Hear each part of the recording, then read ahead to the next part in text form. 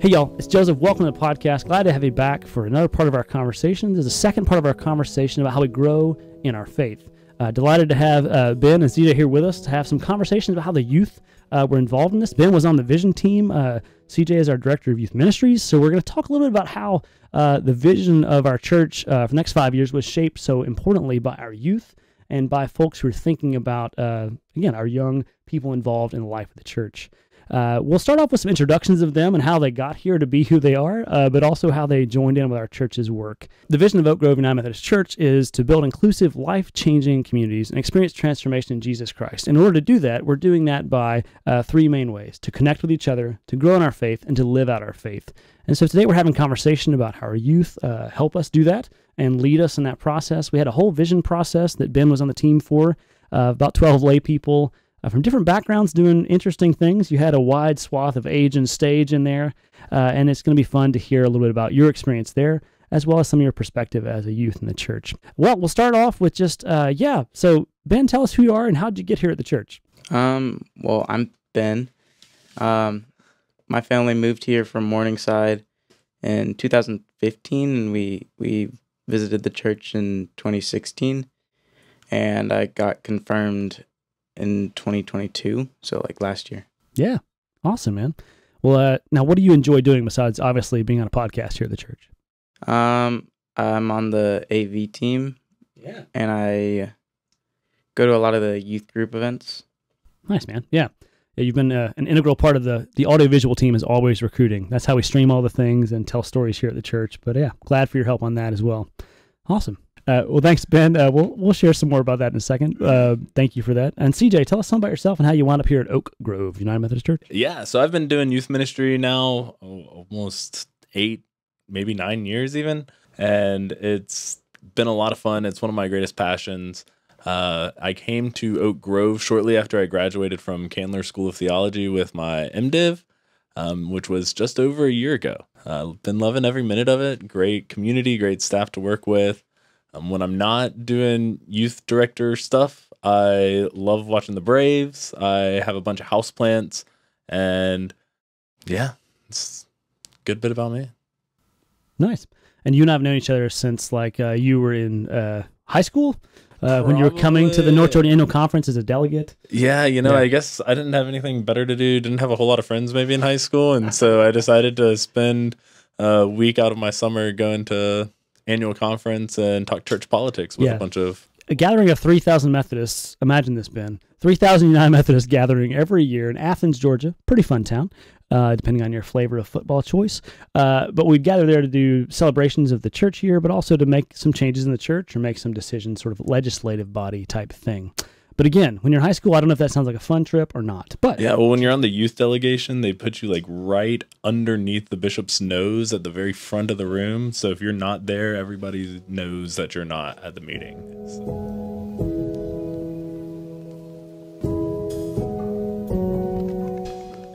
Well, today we're talking about sort of the way our youth have helped shape our vision process to be a more inclusive community and to help people connect, grow, and live. And again, today we're focusing on the grow part of that and how that sort of plays out in youth ministry. But Ben, before we get into that, I wanted to hear some about your experience in the vision team. Like, what sort of sticks with you about that process besides the long hours and big commitment? How was that process for you? I feel like it was nice because you got to hear a lot of input from like all sides of the church. You got to hear like older people who have been there for a while, and same for youth. Nice. Yeah. And was there anything that was surprising about the process or what you heard or like big takeaways for you?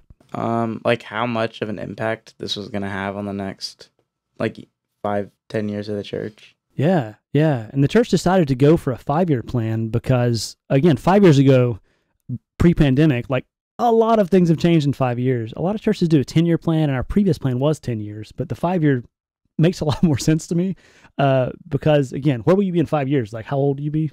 I'll be 20. Yeah, man. You'll be like in college or working or do it. Like, you'll be a different person at that point.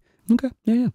And CJ, I know that the youth ministry did a whole a night where you gathered information from the vision team, from the youth, to sort of hear what they wanted to do. But what are some of the things that you saw that night or heard from youth that were especially meaningful? Yeah, no, we had a couple of representatives from that vision committee that Ben served on, and they came to the youth ministry. They explained what they were doing, why it was important, that type of thing. They kind of gave the message, if you will, for that stereotypical youth night.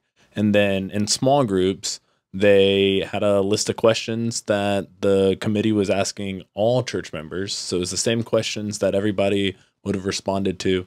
And the youth got to reflect in small groups and deliver their responses to the committee, sharing what they found important and what direction they want to see the church go in the next few years. That's really cool. And for either one of y'all to answer, sort of what are things you heard from the youth about what the youth wanted our church to be or to do over the next 5 years? Youth in general, but especially through this vision process, they're searching for community. They want to be known and loved, and they want to see inclusive spaces. And that's inclusion in every aspect of the word, right? I think sometimes we can be very narrow with that word inclusion and mean it to be a certain topic, but they want to see inclusion across racial lines, across gender, sexualities, any and every way that they can see us becoming a more inclusive place. Yeah, and that tracks with all the things I've heard from our youth and from conversations with Ben and other people on the team. And then in previously, again, working in college ministry before I worked here, like that's what I heard over and over from people in the younger demographics, is that making spaces more inclusive in all the ways we can. And that feels a lot like what Jesus did often. He recruited people and worked with people who were not always included by society, and certainly not included by the religious ruling groups of the day. And so that got him in some trouble. But the thing I love about our church is that we're into helping our space be more inclusive and welcoming for people across those different lines. The intersectionality of all these different parts of our lives. And for us as Christians, it's not just like a thing we do on Sunday or Wednesday night. It's like part of how we grow and live out our faith in the world. And in thinking about how the youth ministry works to help people grow, what are some of the ways like that Ben or CJ, you see our youth group growing in your faith? I see a lot of people bring their friends sometimes to youth group and events like that. Nice. And every year we always have a lot of new, like 6th graders and 7th graders. Yeah, people trying to find that place to fit and like belong. Yeah, the known and loved theme, CJ t-shirt product placement. If you'd like a youth shirt, are they still available? $15. Hey, hit up CJ if you want a known and loved youth shirt.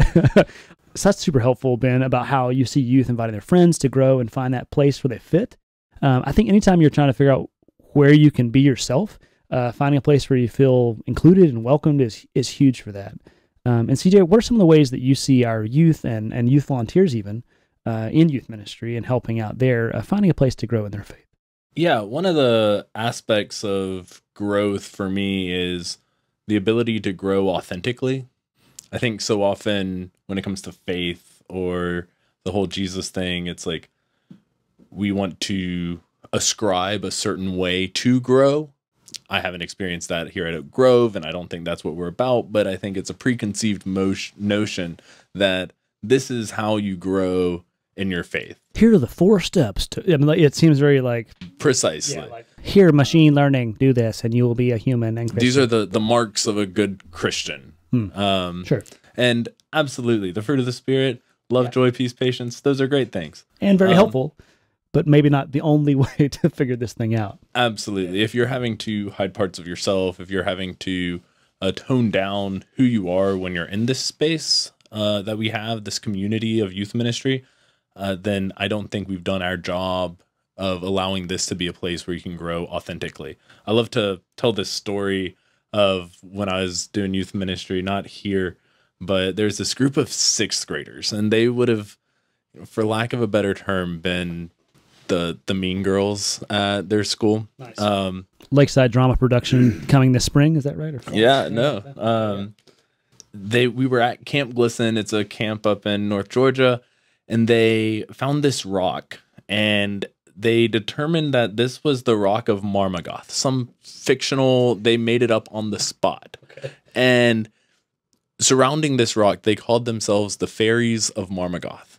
And they brought that rock back with them to the youth group when we would meet on Sunday nights. They spray painted it gold and glittered it, and they were the fairies of Marmagoth. And I had these 6th graders who were super self-conscious in school, super, had to fit the perfect mold, running around calling themselves fairies when we were together with youth. And it was awesome. It was genuine. It was letting people be the weird, authentic selves that we all are. And I think that's what youth ministry is all about. Yeah. Oh, that's really fun. I imagine, Ben, you've seen some of those sorts of things in our youth group as well, but wanting people to be themselves, and especially like for us as people of faith, that God in Jesus is calling us to be our true selves, our real selves, and that God knows us and loves us, and that's what we want to do as a church. Like, that's pretty awesome. I think part of what's so powerful about how church can be a place for people, like on the AV team, like, you get to work with cameras and help show what we're doing on Sunday morning, but also like you're not just sitting in the church pew, you're getting to move around. You want to say a little bit about the AV team, or like what you enjoy about doing that? I normally do pro presenter, which is like putting up the lyrics on the screen and timing them and doing everything with the screens usually. Yeah. But I also like doing the we recently started using the harness for the mobile cam. Yeah. So Reese was doing that. He's also on the AV team. I was gone for a little while because I was on vacation, and I came back and we had these new cameras, and they're like a lot more like the new cameras that have like the stabilizer buttons. Yeah, with the zoom like built in and all that. Yeah. I mean, not just fun toys, but also like I'm a camera nerd. Y'all probably knew this. And but, I have no idea what they're talking about. Yeah. Well, but again, like anytime you can find something in a church space or in a place that helps tell the stories, like the video that you're helping us have, or the words down at the bottom of the screen, that's literally how people are able to sing and worship together in our modern worship service. For people online who are homebound, or who are out traveling for work, or who just are online only, that's the way that they can sing and worship God wherever they might find themselves doing that. So hugely important. And also, if the words are off on the timing, like it makes it hard to sing. Or Atticus is singing some verse and like, where are we? So when the words are on and the camera angles and all the things help tell the story of what we're doing in that place, it really makes a big difference. So thanks for doing that, man. I'm always recruiting for the AV team. So if you want to be in the AV team, just reach out to Joseph, McBrayer at OGUMC.org. Thanks. Okay. Commercial break over. We should be sponsored by the AV team. That's okay. Next time I have sponsors. Okay.